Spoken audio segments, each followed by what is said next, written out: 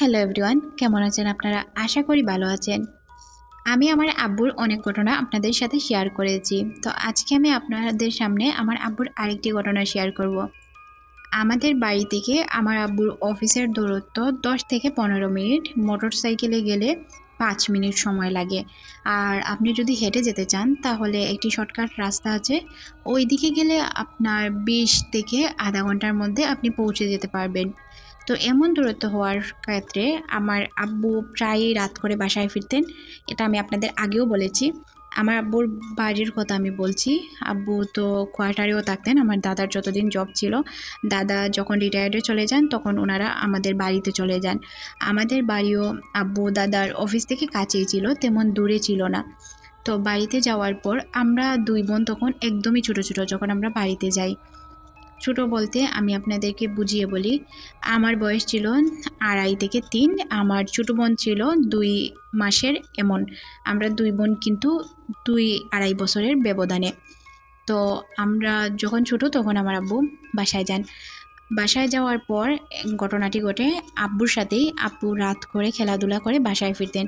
শীতকাল ছিল, যার কারণে ব্যাডমিন্টন খেলে আব্বু 11:30-12টার দিকে বাসায় যাচ্ছিলেন। তখনকার রাস্তাগুলোও কিন্তু ভালো ছিল না, যেহেতু আব্বু তারা বাড়িতে চলে গিয়েছিলেন। আব্বুদের বাড়ির রাস্তা মেইন রাস্তা থেকে কিছুটা দূর ছিল, আর ওই যে বাসার যে রাস্তাটা ছিল ওইটা মাটির রাস্তা ছিল।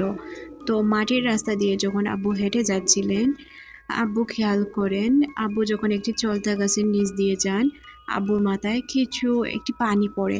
যেহেতু শীতের দিন ছিল, অন্য কোনো জায়গা থেকে পানি পড়ার মতো কোনো ওয়ে ছিল না। আর চালতা গাছ থেকে বা কিভাবে পানি পড়বে? যদিও বা ডাব গাছ হতো বা অন্য কোনো গাছ হতো যেগুলা থেকে পানি পড়ে, ওই টাইপের হলে হয়তো বিশ্বাস করা যেত। যেহেতু চালতা গাছ থেকে পানি পড়ে, আব্বু চালতা গাছের উপর দিয়ে তাকান। আব্বু যখনই চালতা গাছের উপর দিয়ে তাকান তখন দেখতে পান একজন মহিলার মতো কেউ বসে আছে, আর মহিলাটি আব্বুর মাথায় প্রস্রাব করছে। আব্বু তাকে আব্বু কিছুটা ভয় পান, আবার জিজ্ঞাসা করেন, দাদি আমার সাথে কি মজা করছো? তখন আমার বড় আম্মু ছিলেন আমার আব্বুর দাদি, বা এটাও বলতে পারেন আমার বড় আব্বু বা আমার আব্বুর দাদা সেকেন্ড বিয়ে করেছিলেন যখন আমার আব্বুর দাদি মারা যান। তো উনি হয়তো এইসব করছেন, আব্বু মনে সাহস জানার জন্য এইসব বলতে শুরু করেন। আব্বু বলেন, দাদি তুমি যদি আমার সাথে দুষ্টুমি করে থাকো তাহলে প্লিজ নেমে আসো, আমার মাথায় পানি ঢালার কোনো প্রয়োজন নেই, আর অনেক বেশি রাত হয়ে গিয়েছে, তো তাড়াতাড়ি আসো আমরা বাসায় যাই। তখন উনি বিশ্রী একটি হাসি দিলেন।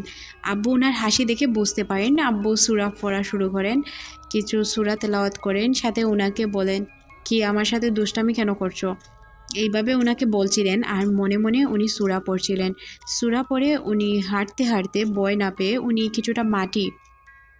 যখন হাঁটছিলেন কিছুটা মাটি হাতে নিন।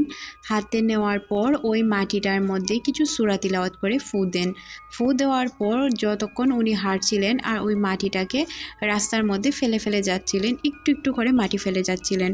তো বাসা থেকে এই জায়গাটার দূরত্ব বেশি একটা ছিল না।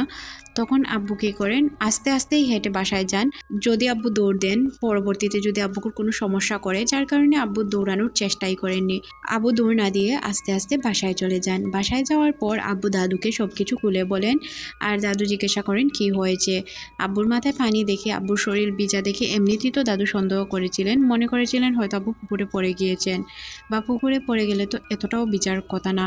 তারপর আব্বুকে গরম পানি করে দাদু গোসল করিয়ে দেন, সাথে দাদুর কাছে থাকা জমজমের পানি আব্বুকে পান করান। আব্বুর মাথায় সরিষার তেল লাগিয়ে দেন, যেটা দাদু নিজেই পরে রাখতেন। কিছু সূরা তেলাওয়াত করে আব্বুর মাথায় ফু দেন, যাতে আব্বু রাতে ভয় না পান। আব্বু রাতে তেমন একটা ভয় পান নাই, তারপর আব্বুর জ্বর এসেছিল। তারপর কি হয়, যেহেতু আমার দাদু আব্বুকে ফু দিয়েছিলেন, আমার দাদু রাত্রে এত ভয়ানক ভয়ানক স্বপ্ন দেখেন যে দাদুর অবস্থাও খুব খারাপ ছিল। পরদিন আব্বু দাদু দুইজনই অসুস্থ হয়ে পড়েন। এত কিছু করার পরও তারা অসুস্থই ছিলেন। অসুস্থ থাকার পর হুজুর আসেন, হুজুর এসে দাদুকেও ফু দেন, আব্বুকেও ফু দেন। তারপর হুজুর যা জানিয়েছিলেন দাদুকে, ওইটাও আমি আপনাদের সাথে শেয়ার করছি। দাদু আমাকে এমনটা বলেছিলেন, তারপর তোর আব্বুকে যখন হুজুর ফু দিয়ে দেয়, আমাকেও দেয়। হুজুর বলেন যে আপনি যা যা করেছেন খুব ভালো কাজ করেছেন, আপনি যদি আপনার ছেলেকে গোসল না করাতেন তাহলে হয়তো আপনার ছেলেকে আপনি আর ফিরে পেতেন না, বা আপনার ছেলের অবস্থা ওরা খুবই খারাপ করে দিত। আপনি গোসল করিয়ে জমজমের পানি পান করিয়ে প্লাস আপনি যেই সব আমল করেছেন, ফু দিয়েছেন, এই জন্য এখন আপনার ছেলে সুস্থ আছে। হালকা জ্বর এসেছে কারণ সে ভয় পেয়ে গিয়েছিল আর রাতের বেলায় গোসল করার কারণে, তাছাড়া আর কোনো কিছুই হয়নি। আপনি যেহেতু ফু দিয়েছেন, আপনি হুজুর না, প্লাস আপনি এটার সাথে লড়ার মতো আপনার কোনো ক্ষমতা নেই, যার কারণে আপনাকে এত ভয়ানক ভয়ানক স্বপ্ন দেখানো হয়েছে। আপনার আমল ঠিক ছিল, আপনি শরীর বন্ধ করার চেষ্টা করেছেন, হয়তো বন্ধ করতে পারেননি, যার কারণে আপনাকে ডিস্টার্ব করেছে দূর থেকে। যদিও বা আপনি শরীর বন্ধ না করে ঘুমাতেন বা সূরা তেলাওয়াত না করে ঘুমাতেন, আপনারও ক্ষতি হতে পারত। তো এরপর থেকে আমার দাদু কাউকে ফু দেন না।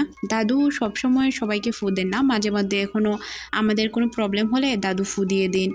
প্লাস আমার চাচি আছেন এখন, উনিও আমাদের ফু দিয়ে দেন যাতে আমাদের কোনো প্রবলেম না হয়।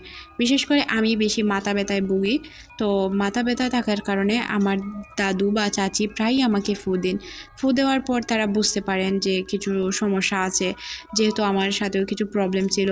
এটা জেনেটিকভাবেই বলেন বা যে কোনো ওয়েতে আমার সাথে কিছু না কিছু একটা প্রবলেম ছিল, বা সব সময় আমি এই প্রবলেমটা ফেস করি। আমার সম্পর্কে সব কিছু আমি আপনাদের অন্য একটি ভিডিওতে বলবো। যদি আপনারা জানতে ইচ্ছুক হন তাহলেই বলবো, না হয় বলবো না। জানতে চাইলে অবশ্যই কমেন্ট সেকশনে জানাবেন, আর ভিডিওটি ভালো লাগলে বেশি বেশি শেয়ার করে দিবেন। ততক্ষণ পর্যন্ত ভালো থাকুন। আল্লাহ হাফেজ।